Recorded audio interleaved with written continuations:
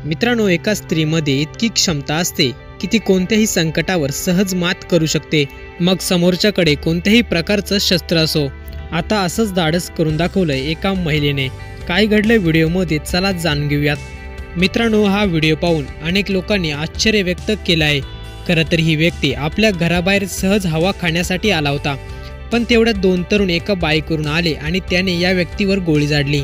खरं तर 4 लोक या व्यक्तीला मारण्यासाठी गाडीवरून आले होते, पण या व्यक्तीचं नशीब चांगलं होतं की त्या तरुणाचा निशाणा चुकला, ज्यामुळे त्याला आपल्या घरात जाण्याची संधी मिळाली।